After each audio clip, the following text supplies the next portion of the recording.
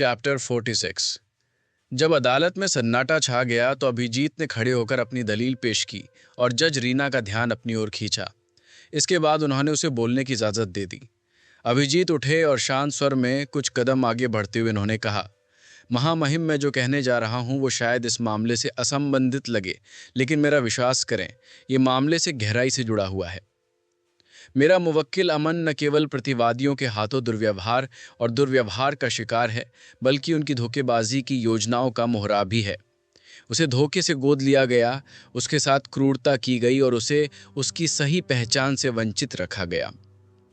इसके अलावा इन दोनों हमलावरों ने अमन को शिकार बनाने और उसे सूरी से भिड़ने के लिए मजबूर करने की योजना बनाई थी। वास्तव में ये सब सूरी से पैसे ऐंठने के लिए इन दोनों द्वारा रची गई एक योजना थी। हम अदालत से आग्रह करते हैं कि वो इस मामले में अमन की निर्दोषिता पर विचार करे और प्रतिवादियों को उनके कार्यों के लिए जिम्मेदार ठहराए। ये सुनकर हेना और मिगोल को अचानक से रीढ़ की हड्डी में ठंडक महसूस हुई।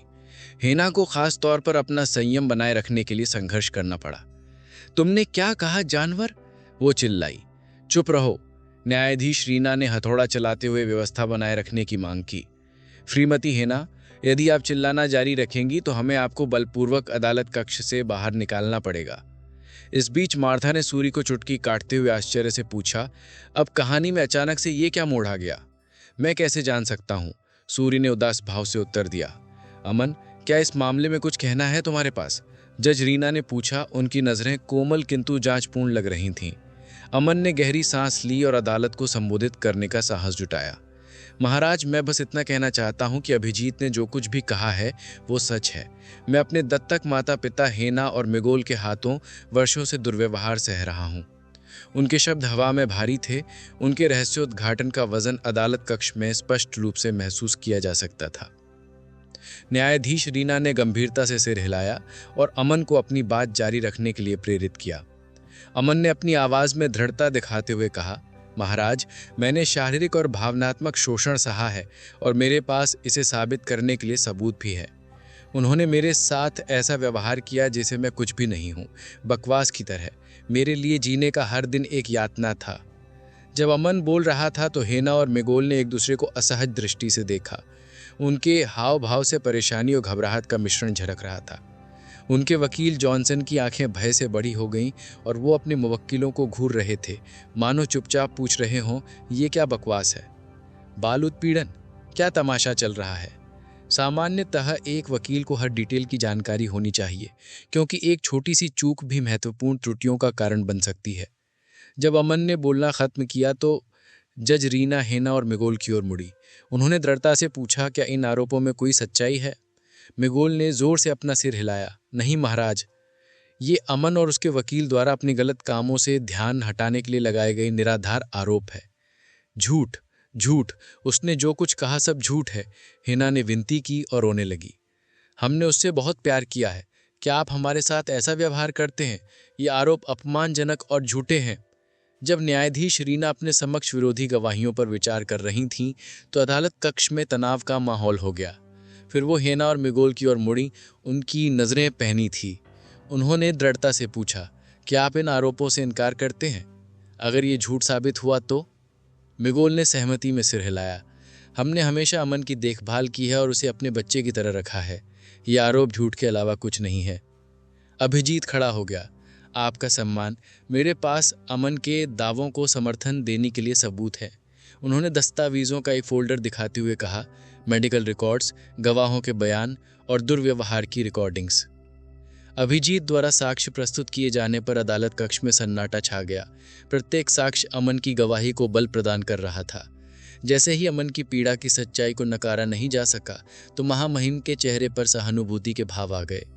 धन्यवाद अमन, आगे आने की हिम्मत के लिए, रीना ने करुणा से भरी आवाज में कहा। उसके चेहरे पर ठंडा भाव गायब हो गया, जिससे अमन और सेलिना आश्चर्यचकित रह गए। अभिजीत की दलील के बाद उन्होंने अमन के मामले का समर्थन करने के लिए मजबूत सबूत पेश करने के लिए तेजी से कदम उठाया। सावधानी के साथ उन्होंने एक जाली डीएनए प्रमाण पत्र तैयार किया, जिससे स्पष्ट रूप से अमन को झूठे बहाने से गोद लेने में हेना और मिगोल की धोखाधड़ी की कार्रवाई का उजागर हो गया। इसके अतिरिक्त उन्होंने एक वीडियो रिकॉर्डिंग भी दिखाई जिसमें दिखाया गया था कि अमन को उसके दत्तक माता पिता के हाथों शारीरिक दुर्व्यवहार का सामना करना पड़ रहा है। उसकी पीड़ा की भयावह हकीकत सबके सामने आ गई। न्यायाधीश रीना ने गंभीरता से सिर हिलाया और निर्देश दिया कि साक्ष्य को औपचारिक रूप से प्रस्तुत किया जाए और अदालत में प्रस्तुत किया जाए। जैसे ही वीडियो और ऑडियो रिकॉर्डिंग चलती गई, अदालत कक्ष का माहौल तनावपूर्ण होता गया। प्रत्येक बीतते वक्त के साथ अमन को न्याय दिलाने की तत्परता स्पष्ट होती जा रही थी, जिसने मुकदमे के एक निर्णायक क्षण के लिए मंच तैयार कर दिया। जब फुटेज चला तो अदालत कक्ष में सामूहिक भय का माहौल छा गया। इसके अतिरिक्त अभिजीत ने हेना और मिगोल द्वारा अमन पर किए गए घिनौने मौखिक अपशब्दों की ऑडियो रिकॉर्डिंग सुनाई। उनके शब्दों में निहित विष ने अदालत कक्ष की शांति को भेद दिया। अदालत के सामने रखे गए साक्ष्यों के साथ अभिजीत ने न्यायाधीश रीना से कहा, आपका सम्मान, ये सामग्रियां मेरे मुवक्किल अमन द्वारा सहन किए गए दुर्व्यवहार और दुर्व्यवहार के अकाट्य साक्ष्य है। ये ज़रूरी है कि उसके लिए न्याय किया जाए और उसके दुर्व्यवहार के जिम्मेदारों को जवाबदेह ठहराया जाए। इनमें से प्रत्येक रहस्य उद्घाटन सूरी के दिमाग में बिजली की तरह धड़क रहा था। अमन के फटे हुए जख्मों की तस्वीरें देखकर वो हैरान रह गया। ये बदसूरत था, लेकिन सूरी को लगता था कि ये बहादुरी का प्रतीक था। मार्था ने सूरी के हाथ थाम लिए। उसने चीखने के लिए अपने होंठ खोले, लेकिन कोई शब्द ना निकले। बस ये क्या है? सूरी बारेट को लगा कि उसकी दुनिया टूटकर बिखर गई है। उसे यकीन ही नहीं हो रहा था कि वो अमन के दुर्व्यवहार के बारे में क्या सुन रही है। अपराध बोध ने उसके दिल को कुतर डाला जब उसे एहसास हुआ कि उसने इस आदमी की पीड़ा में और भी आग लगा दी है। उस दिन की यादें उसके दिमाग में घूम गईं। उस समय वो बहुत गुस्से में थी, लेकिन अब उसे बस पछतावा हो रहा था। अमन पर हमला करने वाली भीड़ को याद करके उसकी आंखों में आंसू आ गए और उसे लगा कि उसने उसकी मदद के लिए कुछ नहीं किया। यहाँ तक कि उनके वकील सेना भी ये नहीं समझ पा रहे थे कि कैसे प्रतिक्रिया दें, क्योंकि चीज़ें अप्रत्याशित दिशा में विकसित हो रही थीं। गंभीर किंतु दृढ़ स्वर में अभिजीत ने एक बार फिर अदालत को संबोधित किया और कार्यवाही में अमन की निर्दोषिता पर जोर दिया। आपका सम्मान, ये पहचानना महत्वपूर्ण है कि मेरा मुवक्किल अमन इस मामले में अपराधी नहीं है, बल्कि पीड़ित है। उसने अपने दत्तक माता पिता हेना और मिगोल के हाथों अकल्पनीय पीड़ा सहन की है, जिन्होंने अपने फायदे के लिए उसके साथ छल किया और उसका दुर्व्यवहार किया। अमन को इस कानूनी मामले में प्रतिवादी के रूप में नहीं घसीटा जाना चाहिए, बल्कि उसे निर्दोष पक्ष के रूप में देखा जाना चाहिए, जैसा कि वो वास्तव में है। उसके साथ छल किया गया है और उसका शोषण किया गया है। इन घिनौने बदमाशों ने उसके विश्वास को धोखा दिया है। दृढ़ निश्चय के साथ अभिजीत ने न्यायाधीश रीना और अदालत से अमन की निर्दोषिता को देखने और ये सुनिश्चित करने का अनुरोध किया कि उसके लिए न्याय की विजय हो। उनके शब्द स्थिति की गंभीरता को दर्शाते थे और उन्होंने वहां उपस्थित सभी लोगों से सत्य को स्वीकार करने और न्यायोचित दिशा देने के लिए तदनुसार कार्य करने का आग्रह किया। जब अदालत कक्ष में लोग सांस भरकर इंतजार कर रहे थे, तब न्यायाधीश रीना अपनी सीट से उठी और उनकी नज़र वहां उपस्थित लोगों पर पड़ी। जॉनसन ने दावों का खंडन करने की कोशिश की, लेकिन सिन्हा ने उन्हें धूल चटा दी। अभिजीत की बढ़त के साथ सिन्हा ने अंतिम प्रहार करने के लिए तेजी से काम किया। अजीब बात यह है कि सूरी नहीं चाहती थी कि वो जेल जाए। इससे अमन हैरान रह गया, क्योंकि वो चाहता था कि ये आदमी जेल जाए, लेकिन वो क्या कर सकता था? ये उसका मामला नहीं था। इस मामले में प्रस्तुत किए गए साक्ष्यों की सावधानी पूर्वक समीक्षा करने के बाद मैं एक निर्णय पर पहुंची हूं। उन्होंने अपनी आवाज़ में अधिकारपूर्ण वजन लाते हुए कहा, सूरी बैरेट, हेना और मिगोल के खिलाफ मानहानि, संपत्ति की क्षति और भावनात्मक संकट के लिए आपका मुकदमा बरकरार रखा जाता है। जज रीना ने आगे कहा, प्रस्तुत साक्ष्य के आधार पर, जिसमें गवाहों के बयान, मेडिकल रिकॉर्ड और दुर्व्यवहार की रिकॉर्डिंग शामिल है, ये स्पष्ट है कि हेना और मिगोल अपने कार्यों के लिए उत्तरदायी हैं। घरेलू हिंसा, मानहानि और संपत्ति के नुकसान से संबंधित कानूनों के अनुसार मैं हेना और मिगोल को आदेश देती हूं कि वो सूरी बैरेट को हुए नुकसान की भरपाई के लिए 5 मिलियन रुपए का जुर्माना अदा करें। जज रीना की नज़र अमन पर पड़ी, जो अपने वकील अभिजीत के पास चुपचाप बैठा था। अमन, उसने सीधे उसे संबोधित किया, एक कोमल स्वर में आगे कहा, तुम्हारी गवाही और उपलब्ध कराए गए साक्ष्यों पर विचार करने के बाद मुझे इस मामले में तुम्हारे दत्तक माता पिता के कार्यों के लिए तुम्हें जवाबदेह ठहराने का कोई आधार नहीं मिलता। इस प्रकार तुम इस मुकदमे और इससे उत्पन्न होने वाले किसी भी कानूनी परिणाम से बाहर किए जाते हो। अमन के चेहरे पर राहत की लहर सी दौड़ गई जब उसने जज के शब्दों को समझा। उसे ऐसा लगा जैसे उसके कंधों से कोई बोझ उतर गया हो। उसने कृतज्ञता से अभिजीत की ओर देखा, जिसकी सहायक उपस्थिति ने यह सब संभव बनाया था। न्यायाधीश रीना ने सहानुभूतिपूर्वक कहा, जहाँ तक अमन का सवाल है, मैं आपको उचित कानूनी माध्यमों से अपने साथ हुए दुर्व्यवहार के लिए न्याय पाने के लिए प्रोत्साहित करती हूँ। इस यात्रा में आप अकेले नहीं हैं। अपने अंतिम शब्दों के साथ न्यायाधीश रीना ने कार्यवाही को रोक दिया और इसमें शामिल सभी लोगों के जीवन के एक अध्याय के अंत का संकेत दिया। अमन के लिए यह एक खुशी का पल था, जो दो समूहों के बीच फंसने से बाल बाल बच गया था, जो मौत से लड़ने के कगार पर थे। हालांकि उसकी खुशी ज्यादा देर तक नहीं टिकी, क्योंकि पीछे से एक जोरदार चीख गूंजी। अमन, ये कुतिया कौन है? बाहर आते ही हिना ने तुरंत अमन को पकड़ लिया और उसे कोने में खींचने की कोशिश करने लगी। इससे तुम्हारा क्या लेना देना है? अमन ने ठंडे स्वर में उत्तर दिया, उसकी उपेक्षा की और घृणा से अपना हाथ पीछे खींच लिया, और ऐसा लग रहा था कि वह सलीना से अनजान थी। कमीने, क्या तुम अपने पालन पोषण करने वाले के साथ इस तरह व्यवहार करते हो? हेना ने फिर मिगोल की ओर मुड़कर चिल्लाया। ये देखो, मैंने तुमसे कहा था कि हमें उसे कूड़े में फेंक देना चाहिए था। हमने उसे गोद लिया और पाला, लेकिन बदले में हमें यह मिला। मिगोल ने अपनी पत्नी को एक और तमाशा रचने से रोकने की कोशिश की, और जब उसने अपनी पत्नी को पकड़ रखा था तो मिगोल ने अमन को अविश्वास भरी नजरों से देखा। मिगोल, यह महिला कौन है? क्या तुम उसके पास रह रहे हो? क्या मैंने तुम्हें यही सिखाया है? फिर वह सलीना की ओर मुड़ा और उसे तिरस्कार भरी नजर से देखा। बेशर्म औरत, तुम अमन की मां बनने की उम्र की हो, फिर भी तुम व्यभिचार कर रही हो। तुमने क्या कहा? सलीना अचानक आरोप से क्रोधित होकर चिल्लाई। हालांकि वह अपने पति के सामने डरी हुई थी, लेकिन इसका मतलब यह नहीं था कि वह बहस नहीं कर सकती थी। एक पूर्व स्टॉल मालिक और मैनेजर के रूप में उसने कौन से झगड़े नहीं देखे थे।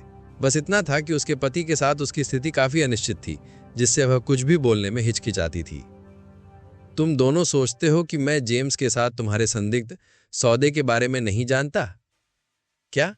यह सुनकर हेना और मिगोल दोनों आश्चर्य से चिल्ला उठे। जेम्स?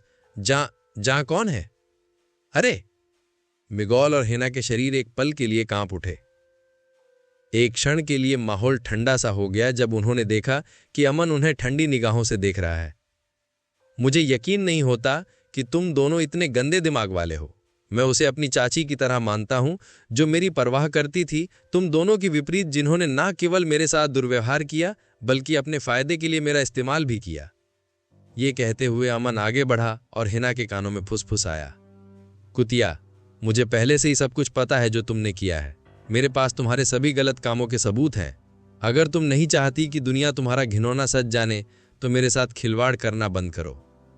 जैसे ही हिना ने यह सुना, उसका चेहरा कागज के पन्ने की तरह पीला पड़ गया। उसकी आंखें भय से फैल गईं और उसका शरीर एक पल के लिए कांप उठा। उसकी आंखें लगभग बाहर निकल आई, मानो उसने अपना भूत देख लिया हो। वह चिल्लाना चाहती थी, लेकिन उसके गले से आवाज नहीं निकल रही थी, मानो वह बर्फ की तरह जम गई हो। अमन ने मुड़कर बिना किसी परेशानी के सलीना और अपने वकील के साथ बाहर चला गया, जबकि मिगोल हैरानी से अपनी पत्नी को देखता रहा। हेना, क्या हुआ? उसने तुमसे क्या कहा? मैं हेना। प्रवेश द्वार पर अमन की मुलाकात सूरी से हुई, जो उसका इंतजार कर रही थी। बात बिगड़ने की आशंका को देखते हुए अभिजीत ने पहले ही बोल दिया, मिस, अगर आप अपने स्टारडम से मेरे मुवक्किल को परेशान करना चाहती हैं तो कृपया 2 बार सोचें। मार्था जवाब देने ही वाली थी कि सूरी ने आगे बढ़कर उसे रोक लिया। महिला को अपने सामने रुकता देख अमन ने अपनी भौहें उठाईं। अब ये औरत क्या चाहती है? मैंने सुना है कि सभी अभिनेत्रियां कुतिया होती हैं। क्या मैं नतीजों से असंतुष्ट है? अमन, मैं माफी मांगना चाहती हूं। हाँ? 2 विस्मयकारी उद्गार फूट पड़े, एक सलीना की ओर से और एक मार्था की ओर से। यहां तक कि दोनों पक्षों के वकील भी थोड़ा चौंक गए। सूरी ने चारों ओर देखा, उसका चेहरा गर्म हो रहा था। यह प्रतिक्रिया क्या है? क्या मैंने कुछ गलत कहा? वह अंदर ही अंदर घबरा गई जब उसने अमन के भावहीन भाव को देखा, जो उसे तीखी निगाहों से देख रहा था। हालांकि उसे यह नहीं पता था कि अमन इतना सदमे में था कि वह कोई प्रतिक्रिया नहीं दे सकता था। क्या किसी बड़ी हस्ती ने मुझसे माफी मांगी है? यह एहसास बुरा नहीं है। अपनी तनावग्रस्त नसों को शांत करते हुए अमन बोला, मिस, माफी मांगने या दोषी और दया महसूस करने की जरूरत नहीं है। आपने जो किया वह सही था। ये लोग जानवरों की तरह हैं जो दूसरों को कुतरते हैं। वे आपका फायदा उठाने की कोशिश कर रहे थे, और अगर आपने आत्मरक्षा में कदम नहीं उठाया होता तो शायद आप ही नीचे गिर जाते। ये कहने के बावजूद भी वह अपनी शिकायतें नहीं छोड़ सका। भीड़ ने उसे बुरी तरह पीटा और अपमानित किया। वह उस दिन को कभी नहीं भूल सकता। जिन लोगों ने उसे पीटा उन्होंने न्याय के लिए नहीं बल्कि मजे के लिए ऐसा किया। यह बिल्कुल भी सुखद बात नहीं थी। अमन की बातें सुनकर सूरी को और भी ज्यादा दोषी महसूस हुआ। नहीं, यह पूरी तरह से मेरी गलती है। एक बहुत बड़ी हैसियत वाले सेलिब्रिटी के तौर पर मुझे आपकी परिस्थितियों की ठीक से जांच करनी चाहिए थी। मेरी वजह से आपको असहाय होकर घसीटा गया। फिर सूरी ने एक कार्ड निकाला और अमन को दे दिया। कृपया इसे ले लीजिए। अगर आपको कुछ मदद की जरूरत है तो मैं आपके अनुरोध को पूरा करने की कोशिश करूंगा। मैं आपका एहसानमंद हूं। अमन ने कार्ड देखा और उसे पकड़ लिया, यह समझते हुए कि कनेक्शन से इनकार करने की कोई जरूरत नहीं है। इसके बाद वह हल्का सा झुका और दूसरों के साथ चल पड़ा। जल्द ही वहां इंतजार कर रहे पत्रकार उन्हें घेरना शुरू कर देंगे और मुकदमे के बारे में विस्तृत जानकारी लेने की कोशिश करेंगे। लेकिन इससे पहले कि वे ऐसा कर पाते, 3 अंगरक्षक उनकी मदद के लिए आ गए। आप सभी, मिस सूरी ने हमें आपकी मदद के लिए भेजा है। धन्यवाद। उनकी मदद से अमन का समूह आखिरकार बाहर निकलने में सफल रहा। पीछे से मार्था फुफकारते हुए जमीन पर पैर डालने लगी। सूरी, तुमने ऐसा क्यों किया? अगर वह कमीना तुम्हारा फायदा उठाने की कोशिश करे तो क्या होगा? मैं तुम्हें बता रही हूं, ऐसा कोई तरीका नहीं है कि वह तुम्हारी सुंदरता से बेपरवाह हो। वह बस तुम्हें पाने की कोशिश कर रहा है। सूरी ने एक कड़वी मुस्कान दी और उससे हाथ मिलाया। मुझे लगा कि वह थोड़ा अलग था। क्या हम सब ऐसा नहीं करते? हम अपना रिश्ता किसी ऐसे व्यक्ति से जोड़ते हैं जिसे हम पसंद करते हैं। हो सकता है एक दिन वह बहुत बड़ा आदमी बन जाए। अपने सपनों में। 1 मिनट रुको, क्या तुमने अभी कहा कि तुम्हें वह पसंद आ गया है? मार्था ने अविश्वास में अपने विचार व्यक्त किए। सूरी ने अचानक अपना भाव बदला और उसे घूरते हुए बोली, मैंने ऐसा कब कहा? और कुछ ही क्षणों बाद मामले के नतीजे हर जगह फैल गए। ओ भगवान, मुझे यकीन नहीं हो रहा। आखिरकार न्याय हुआ। #Justice for Suri. अमन के बारे में मत भूलना। क्या तुमने उसके मामले के बारे में सुना है? यह दिल तोड़ने वाला है। किसी को भी इस तरह का दुर्व्यवहार नहीं सहना चाहिए। अमन को प्यार और शक्ति भेज रहा हूँ। हेना और मिगोल को अपने घिनौने कार्यों के लिए शर्मानी चाहिए। वे अपनी क्रूरता के परिणामों का सामना करने के हकदार हैं। #दुर्व्यवहार का पर्दाफाश करें। मुझे उम्मीद है कि अमन को न्याय और सहायता मिलेगी जिसका वह हकदार है। किसी भी बच्चे को कभी भी वह सब नहीं सहना पड़ेगा जो उसे सहना पड़ा। #सपोर्ट अमन। इस मामले से दुर्व्यवहार के खिलाफ आवाज उठाने और उन लोगों के लिए खड़े होने के महत्व की याद दिलाई जाती है जिनके पास खुद के लिए आवाज नहीं होती। इस बार हर जगह चर्चा का मुख्य आकर्षण सूरी नहीं बल्कि अमन था, जिसे सूरी के समर्थन और दया से जनता की व्यापक सहानुभूति प्राप्त हुई थी। इन सब का सीधा लाभ टी बॉक्स कॉफी को मिला, जो एक नए जोश के साथ खुला और एक नई शुरुआत हुई। जैसा कि अमन ने उम्मीद की थी, जनता की राय उसके पक्ष में हो गई, जिससे व्यापार में तेजी से वृद्धि हुई। यद्यपि वैलेंटाइन डे अभी अभी बीता है, फिर भी कई जोड़ों के बीच प्यार अभी भी कायम है। दूसरों के लिए ये अपने पार्टनर की याद में प्यार का दिन था, लेकिन अमन के लिए ये एक व्यावसायिक उद्यम की शुरुआत थी। वैलेंटाइन डे के उत्साह और सकारात्मक जनमत के कारण बिक्री सभी की उम्मीदों से कहीं अधिक हो गई। सब कुछ खत्म होने के कगार पर था और अभी दोपहर भी नहीं हुई थी। तीनों स्थानों पर दिन भर भीड़ लगी रही और यहां तक कि बाहर तक कतारें लगी रहीं। सौभाग्य से स्थिति को नियंत्रण में रखने के लिए गार्ड रखे गए थे। इससे पहले समस्याओं के कारण दुकान बंद होने से ग्राहकों, बूढ़े और युवा दोनों के बीच अशांति पैदा हो गई थी, जो चाय और कॉफी के चमत्कारी प्रभाव के लिए तरस रहे थे। इसलिए जब स्टोर कुछ समय के लिए बंद रहा तो ग्राहकों में बेचैनी की भावना बनी रही। इसलिए जैसे ही स्टोर खुला, ग्राहकों ने एक साथ कई बैचों का ऑर्डर दे दिया। उत्साही प्रशंसकों से परेशानी की आशंका को देखते हुए मारिया ने सुरक्षा के लिए कुछ सुरक्षा गार्ड रखे थे। इससे कुछ बुरे इरादे रखने वाले लोग दूर रहे और जो लोग काबू में नहीं आ सके, उनके लिए पुलिस अमन के पक्ष में थी। यद्यपि पुलिस पर निर्भर रहना हमेशा आदर्श नहीं था, परंतु मैक्स की उपस्थिति ने यह सुनिश्चित कर दिया कि कोई भी उपद्रवी व्यक्ति तुरंत डरकर भाग जाए। प्रश्न: मुनाफा बढ़ाना। विवरण: विस्तार की सुविधा के लिए आपके व्यापार को मुनाफे में उल्लेखनीय वृद्धि की आवश्यकता है।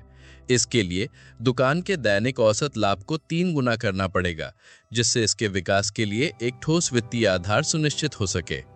आवश्यकताएं: दैनिक औसत लाभ में 3 गुना वृद्धि हासिल करना।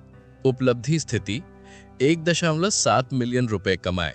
पुरस्कार: 3000 किलोग्राम स्पिरिट वाइटलाइजिंग चाय। मिशन 2: शाखाओं का विस्तार करना।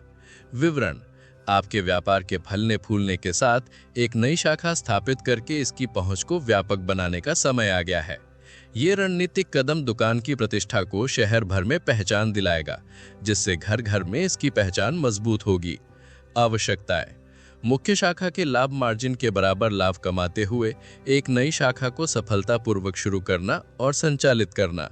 उपलब्धि: मुख्य शाखा के लाभ के बराबर 3 शाखाएं खोली गईं। प्रत्येक शाखा का औसत लाभ 1.3 मिलियन रुपए है। स्पिरिट वाइटलाइजिंग ट्री का नमूना और विकास विधि सीधे होस्ट के मस्तिष्क में स्थानांतरित की जाती है। होस्ट को प्रोत्साहित करने के लिए सिस्टम इंटरमीडिएट रूले का बोनस देगा। इससे पहले कि अमन अचानक आए इस आश्चर्य पर प्रतिक्रिया कर पाता, सूचनाओं की बाढ़ उसके दिमाग में आ गई। जब वो ज्ञान को आत्मसात कर रहा था और उसका अध्ययन कर रहा था, तो कुछ क्षणों के लिए उसकी दृष्टि धुंधली हो गई। जानकारी का पहला टुकड़ा स्वाभाविक रूप से स्पिरिट वाइटलाइजिंग चाय की रेसिपी थी। स्पिरिट वाइटलाइजिंग चाय की मात्रा हमेशा से ही व्यापार के लिए एक सीमित कारक रही है। अगर वे अपनी दुकानों को दूसरे क्षेत्रों और यहाँ तक कि देशों में भी फैलाना चाहते थे, तो इवन को पता था कि उन्हें उसके उत्पादन के तरीके की ज़रूरत होगी। लेकिन सिर्फ इसलिए कि अब उनके पास ये विधि थी, इसका मतलब ये नहीं था कि आसान होगा। फिर अमन ने विवरण देखा। स्पिरिट वाइटलाइजिंग टी एक प्रकार की चाय जो सेलेस्टियल कैस्केड गैलेक्सी के डिस्टोपियन नेक्सस से उत्पन्न हुई है, जो राइट असेंशन के निर्देशांकों पर स्थित है। 12 घंटे 36 मिनट 25.46 सेकंड और declination plus 62 degree 14 minute 31.4 second और 1.0634 के मुताबिक रेड शिफ्ट के लिए कैलिब्रेटेड है। ये चाय बर्फीली जलवायु में थलती फूलती है और अपनी पूरी क्षमता अनलॉक करने के लिए अपने आकाशीय इलाके की उपजाऊ मिट्टी पर निर्भर करती है। पृथ्वी पर जीवित रहने की संभावना 20% है। स्पिरिट वाइटलाइजिंग टी पौधे को उगाने के लिए नमूने का उपयोग करें। अमन की आंखों के सामने जो डाटा था, उसे देखकर उसके सर में दर्द होने लगा। ये चाय की प्रजाति बिल्कुल नई थी और इसे उगाना पहले से ही मुश्किल था। इसका मतलब था कि उसे इसे गुप्त रखना होगा, अन्यथा पूरी दुनिया इसे उगाना शुरू कर देगी और उसका टी बॉक्स कैफे अपना हेक्स फैक्टर खो देगा। इसके बाद लकी ड्रॉ है। प्रथा: होस्ट को अधिक उपलब्धियों के साथ खोज पूरी करने के लिए प्रोत्साहित करने के लिए बस एक छोटा सा उपहार है। इसके अलावा ये होस्ट द्वारा पूरा किया गया पहला मुख्य खोज है। जैसे ही वो भौएं सिकोड़ रहा था, सेलिना कमरे में आई और देखा कि अमन गहरी सोच में डूबा हुआ है। तुम इतना उदास क्यों हो? अमन अचानक अपने विचारों से बाहर आया और बोला, मैं चीज़ों की समीक्षा कर रहा था। मुझे अपनी आईटी और सॉफ्टवेयर कंपनियों के लिए ढेर सारे लाइसेंस के लिए आवेदन करना है। मुझे सर्वर भी खरीदने हैं और उच्च श्रेणी के डाटा सक्षम उपकरण भी मंगवाने हैं। फिर मुझे कानूनी प्रक्रियाओं से भी गुजरना होगा और चूंकि मैं मुंबई में हूँ, तो मुझे भविष्य में लाइसेंस के लिए सेबी से संपर्क करना चाहिए। ये सुनकर सेलिना ने हंसते हुए कहा, काम ऐसा ही होता है। जितना ऊंचा पद होता है, उतना ही अधिक काम करना पड़ता है, जब तक कि आप सिर्फ शेयर नहीं रखना चाहते और दूसरों को अपना काम करने नहीं देना चाहते। हाँ, लेकिन मैं ऐसा नहीं करूंगा। मैं लोगों के लिए क्रांतिकारी उत्पाद बनाना चाहता हूं और उन धन संकट मोचक कंपनियों को खत्म करना चाहता हूं जो लोगों का अत्यधिक अनुचित कीमतों पर शोषण कर रही हैं, सिर्फ इसलिए क्योंकि उनका एकाधिकार है। जब मैं अनाथालय में था तो हमेशा किसी की मदद के लिए प्रार्थना करता था, तो अब जबकि भगवान ने मुझे सक्षम बना दिया है, तो क्या मुझे अपनी इच्छा के अनुसार काम नहीं करना चाहिए? विश्वास एंटरप्राइजेज में दर्पण विश्वास अपनी मेज पर बैठे थे। उनके चारों ओर कागजों का ढेर लगा हुआ था और ऑफिस में हलचल मची हुई थी। अपनी सारी बचत से उन्होंने सबसे पहले अमीर किच्चों के लिए एक स्कूल खोला, जिसके बाद अन्य स्कूल भी खोले गए। धीरे धीरे उन्होंने शिक्षा व्यवसाय में प्रवेश किया और अंततः नॉक्स विश्वविद्यालय को अर्ध सरकारी दर्जा मिल गया। उन्होंने स्थानीय मंत्री और सत्तारूढ़ पार्टी को अपने पक्ष में मिलाने के लिए मोटी रकम चुकाई थी।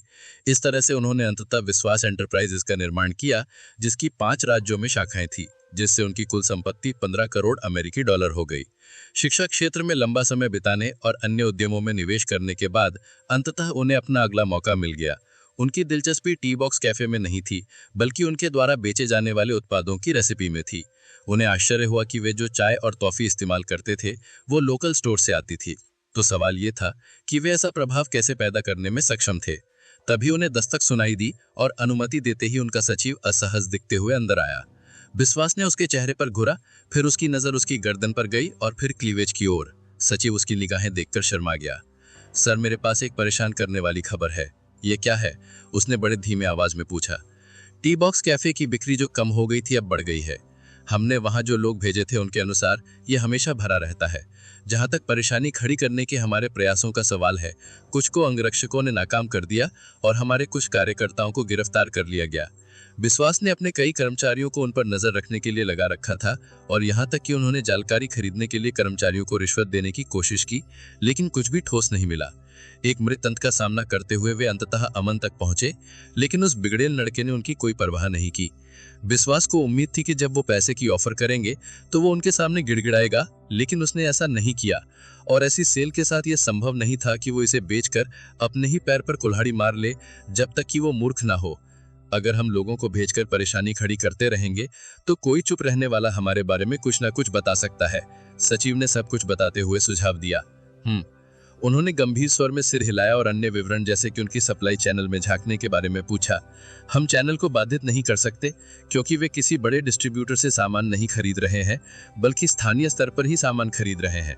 अगर हम एक आपूर्तिकर्ता को बंद कर देते हैं तो वे दूसरे की तलाश कर सकते हैं। अंततः हम सभी को नहीं रोक सकते।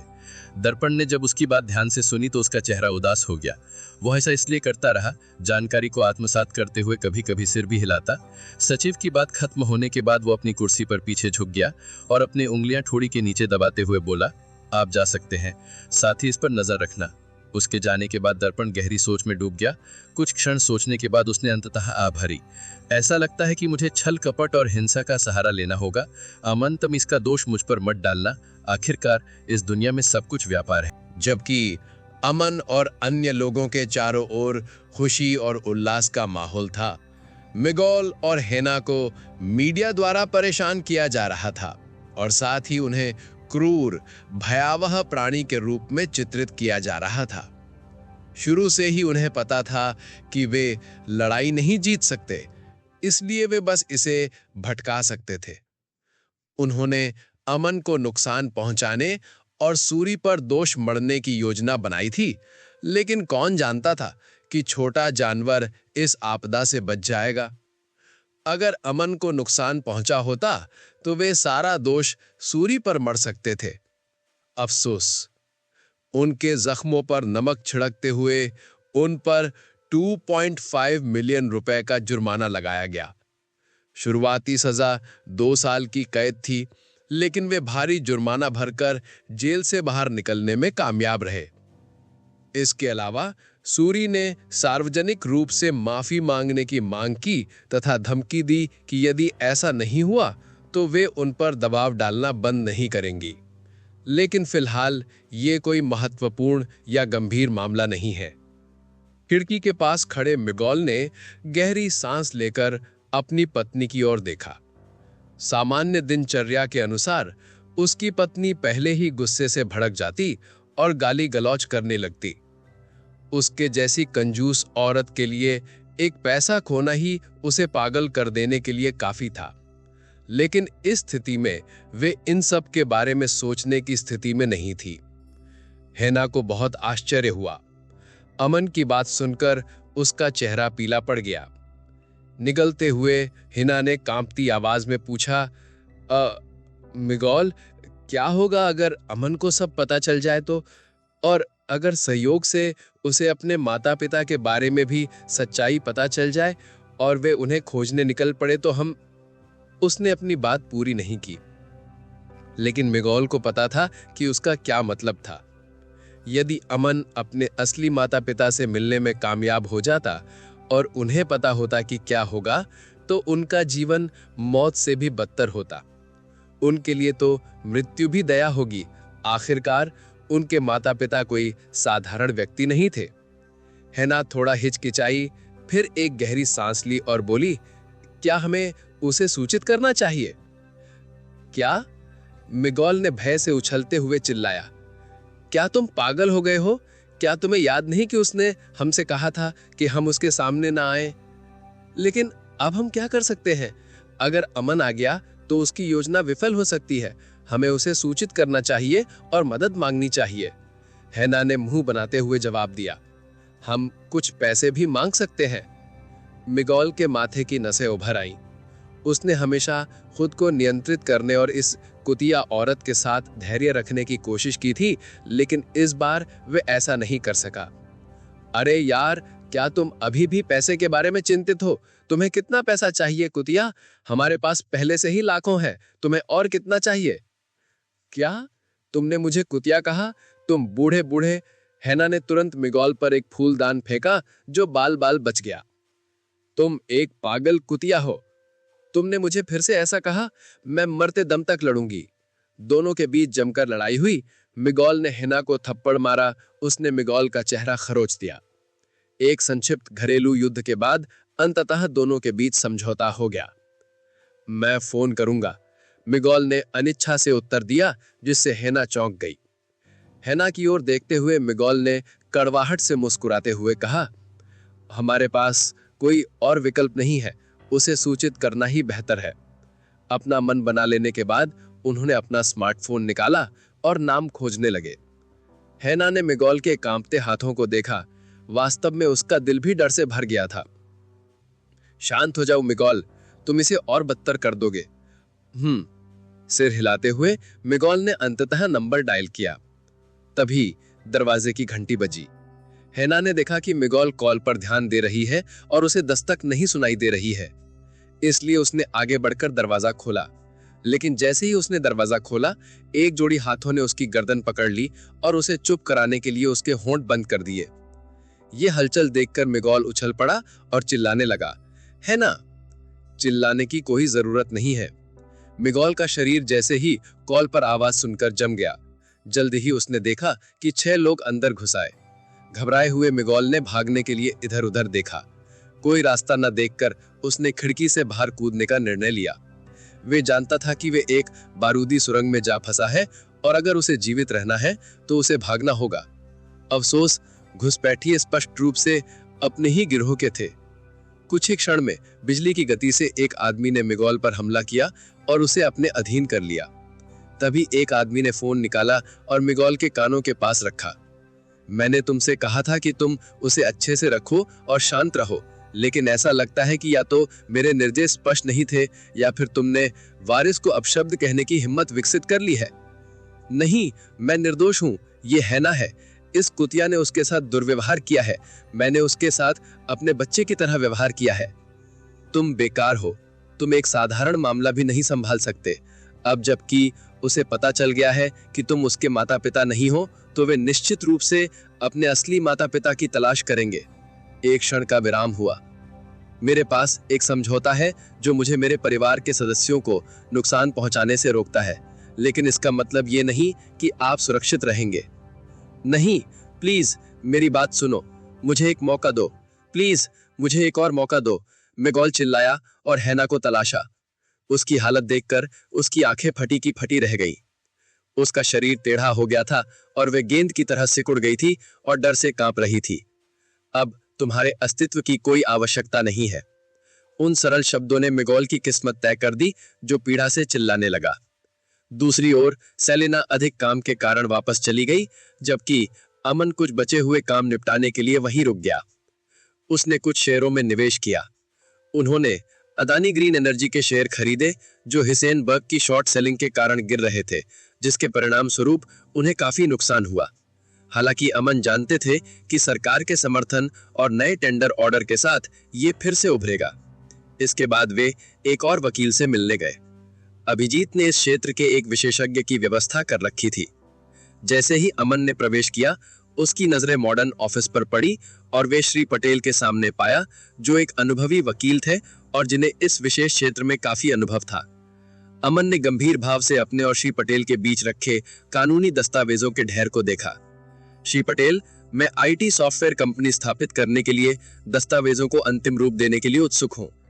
पटेल के होठों पर एक विचारशील मुस्कान उभरी। सबसे पहले अमन, हमें कानूनी ढांचा स्थापित करना होगा। क्लिक। अमन ने उत्सुकता से सिर हिलाया। उसकी कलम खाली पन्ने पर टिकी थी। प्राइवेट लिमिटेड, एलएलपी, आप किसकी सिफारिश करेंगे? अमन के उत्साह को देखकर श्री पटेल की आंखों में प्रशंसा की चमक चमक आई। आपकी आकांक्षाओं के लिए एक निजी लिमिटेड कंपनी सबसे उपयुक्त विकल्प होगी। ये लचीलापन और सीमित देयता प्रदान करती है, जो तकनीकी उद्योग में महत्वपूर्ण कारक है। अमन ने उत्साह से नोट्स लिखे। उसके मन में संभावनाओं के बारे में बहुत कुछ चल रहा था। पंजीकरण के लिए हमें किन दस्तावेजों की आवश्यकता होगी? वकील ने कागजों के ढेर को उठाया। उनमें से हर एक कागज पर कानूनी औपचारिकता का भार झलक रहा था। बोलते समय कागजों की सरसाहट से उसके हाव भाव स्पष्ट हो रहे थे। उसने सूचीबद्ध किया, मेमोरेंडम और articles of association, director identification number DIN, digital signature certificate DSC और आपके पंजीकृत कार्यालय के पते का प्रमाण।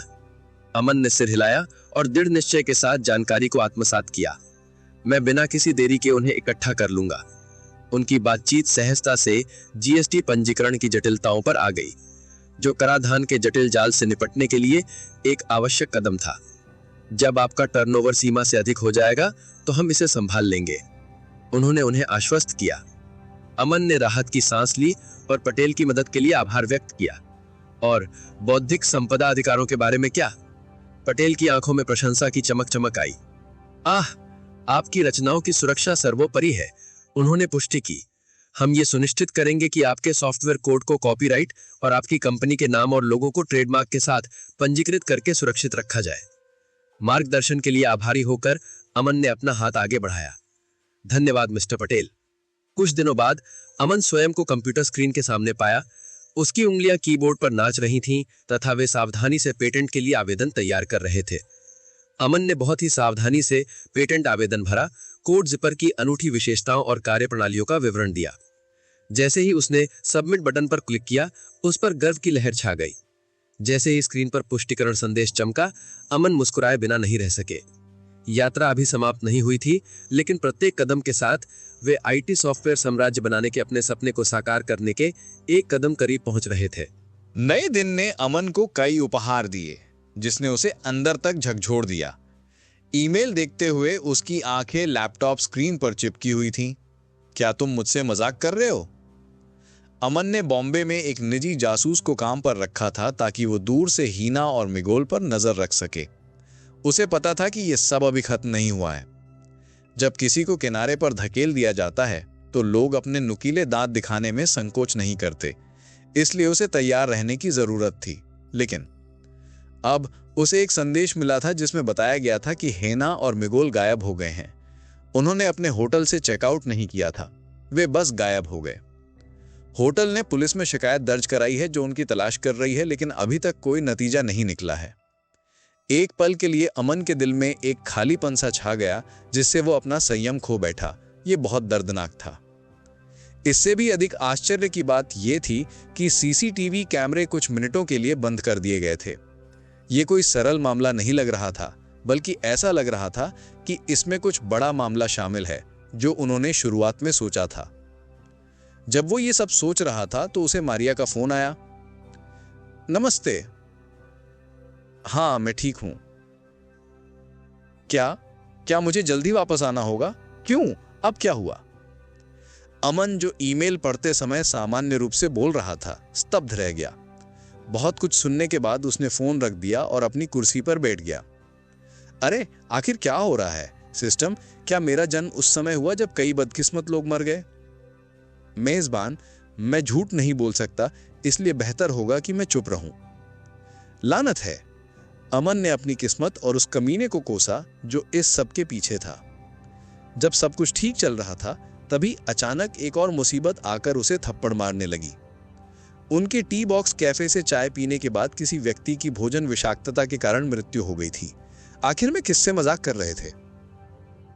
क्या आपको उनकी स्पिरिट वाइटलाइजिंग चाय से भोजन विषाक्तता हुई, जिसमें एंटीऑक्सीडेंट की मात्रा बहुत अधिक थी? यह पूर्णतः घोटाला था। इस पूरी साजिश के पीछे निश्चित रूप से कोई दुष्ट व्यक्ति था, और इसी वजह से अमन को बॉम्बे में काम निपटाने से पहले ही BBSR वापस जाने के लिए मजबूर होना पड़ा। 25 फरवरी 2023। वापस लौटने पर उन्होंने तुरंत एक बैठक कराई। टी बॉक्स कैफे की सबसे बड़ी शाखा क्लबटाउन स्ट्रीट में थी, जहां उनका एक बड़ा कार्यालय स्थान था। अमन छोटी सी गोल मेज के बीच में बैठ गया। उसके अलावा सैम, मारिया और सलीना भी थीं। मारिया और सैम ने एक दूसरे को देखा और फिर अमन की ओर देखा। अभी एक सप्ताह ही बीता था, लेकिन मौजूदा अमन थोड़ा अलग दिख रहा था। जहां तक अंतर की बात है तो उनके लिए पहचानना मुश्किल था। यद्यपि अमन शांत दिख रहा था, लेकिन वो यहां वहां सामने आने वाली छोटी छोटी परेशानियों से निराश हो रहा था। गहरी सांस लेते हुए उसने मारिया से घटना का पूरा विवरण मांगा। टी बॉक्स कैफे में शराब पीने आए 2 लोग बेहोश हो गए, जबकि एक व्यक्ति को तीव्र पेचिश हो गई। उन्हें अस्पताल में भर्ती कराया गया और औषधि सुरक्षा निरीक्षक ने जांच की, जिसमें कहा गया कि हमारे टी बॉक्स कॉफी में हानिकारक पदार्थ हो सकते हैं। अब वे कह रहे थे कि उनके उत्पाद अत्यधिक नशीले हैं और यही उनके अनोखे स्वाद का कारण है। सबसे पहले, मुझे यकीन है कि ड्रग इंस्पेक्टर को किसी ने खरीद लिया है। मुझे इस बात का यकीन है। अब जहां तक लोगों की बात है, क्या हम उनकी जांच कर सकते हैं? अमन ने गुस्से से चिल्लाते हुए मेज पटक दी। हम ऐसे नहीं कर सकते। सर मैक्स ने कहा कि यह परेशानी वाली बात है। अगर हम मामले की शिकायत करेंगे तो हम कोर्ट में पहुंच जाएंगे और इस प्रक्रिया में हमारा नाम खराब हो जाएगा। हमारा एकमात्र उपाय कुछ मुआवजा देना है, और अगर हम जल्दी से जल्दी काम खत्म करना चाहते हैं तो माफी मांगना है, या फिर किसी मास्टरमाइंड को ढूंढना है। मारिया ने गहरी झुंझलाहट में अपना सिर हिलाते हुए कहा। अमन ने अपनी ठोड़ी रगड़ी, फिर सबकी ओर देखा। लेकिन आगे बढ़ने से पहले मैं एक बात जानना चाहता हूं। क्या इस सब के पीछे हमारे किसी कर्मचारी का हाथ होने की संभावना है? क्या होगा अगर प्रभावित लोग निर्दोष हों और गलती हमारे किसी कर्मचारी की हो? यह सुनकर सभी के चेहरे पर उदासी छा गई।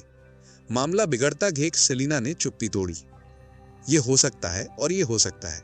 ये कहते हुए उसने सैम की ओर देखा। सैम ने घबरा कर निगल लिया और बोलने से पहले एक पल के लिए झिझका। अमन धो, मैंने नमूनों का परीक्षण किया है। मैंने श्रमिकों के बारे में भी पूछताछ की है और फोन की भी जांच की है। इसके अलावा मैं कॉफी बनाने वाले व्यक्ति के बारे में भी जानकारी रखता हूँ। इसके अलावा हमारे पास सीसीटीवी कैमरे भी हैं। मारिया और मैंने कोई संदिग्ध गतिविधि नहीं देखी, इसलिए अगर हम उन्हें हटा देते हैं तो इससे हमारी सार्वजनिक राय को और ही नुकसान पहुंचेगा। अमन ने अपना माथा रगड़ा। उसे सुन्न करने वाला दर्द महसूस हुआ। ठीक है, लेकिन उन पर नजर रखना। अमन ने सैम की ओर एक नजर डाली। वो जानता था कि वो अब पुल नहीं तोड़ सकता और उसे सैम पर भी शक था। इसके अलावा मास्टरमाइंड पर भी उनके पास पहले से ही सुराग थे। कोई समाधान? अमन ने पूछा। सलीमा ने कहा, हम केवल 2 समाधानों पर ही विचार कर सकते हैं जिनका उल्लेख मारिया ने किया था। तो फिर मैं समझ गया। बस 2 प्रभावित लोगों को मुआवजा दे दीजिए और अभी के लिए एक सोशल मीडिया अकाउंट बनाकर ट्वीट पोस्ट कर दीजिए। लेकिन यह पर्याप्त नहीं होगा, मारिया ने दांत पीसते हुए कहा। यद्यपि उसे यह कहने में नफरत थी, लेकिन इसके लिए वो खुद ही दोषी थी, क्योंकि यह सब उसके कार्यकाल में हुआ था। वो जानती थी कि अमन उस पर भरोसा करता है और उसे व्यवसाय का प्रबंधन करने दिया है। वास्तव में उसने उसे एक उच्च पद देने के बारे में भी बात की थी, लेकिन अब उसे लगा कि वो इसके लायक नहीं थी। मुझे पता है कि यह पर्याप्त नहीं है। इंदिरा का खाद्य सुरक्षा और मानक प्राधिकरण संभवतः हमें हमारा लाइसेंस रद्द करने या जुर्माना लगाने के लिए नोटिस भेजेगा, लेकिन अमन ने रुककर आगे बोलने से पहले इधर उधर देखा। हम जल्द ही इस मामले में समाधान निकाल लेंगे। फिर उन्होंने कुछ और बातों पर चर्चा की, जिसके बाद बाकी लोग चले गए और मारिया और अमन वहीं रह गए, क्योंकि वो उससे कुछ बात करना चाहता था। ठीक है, चलो अब रुकते हैं और मारिया, चलो ऑफिस स्पेस के बारे में बात करते हैं। क्या तुमने कोई ऐसा मिला है? बिल्कुल, ये फाइल है, मारिया ने जवाब दिया और अमन को विकल्पों की एक सूची थमाकी। डायमंड एवेन्यू, आकार 1000 वर्ग फुट, कमरों की संख्या 3, शौचालय 1, मूल्य 50,000 रुपए प्रति माह। सफायर स्ट्रीट, आकार 1500 वर्ग फुट, कमरों की संख्या 4, शौचालय 2, मूल्य 75,000 रुपए प्रति माह। एमरल्ड स्ट्रीट, आकार 2000 वर्ग फुट, कमरों की संख्या 5, शौचालय 2, मूल्य 100,000 रुपए। अमन ने सूची को ध्यान से पढ़ा और मारिया के अनुसार इसके फायदे और नुकसान के बारे में पूछा। उसने मारिया से कमरों का एक नमूना भी मांगा। प्रत्येक स्थान पर जाकर अंतिम निर्णय लेने में समय लगेगा, लेकिन अमन को लगा कि वो अब और देरी नहीं कर सकता, अन्यथा वो कमीना उसे सड़क पर भीख मांगने पर मजबूर कर देगा। जल्दी से जल्दी आय का दूसरा स्रोत बनाना आवश्यक था। उन्होंने एमरल्ड स्ट्रीट में एक को अंतिम रूप दिया और मारिया से कहा कि वो प्रक्रियाएं पूरी करें और फिर मरम्मत का काम शुरू करें।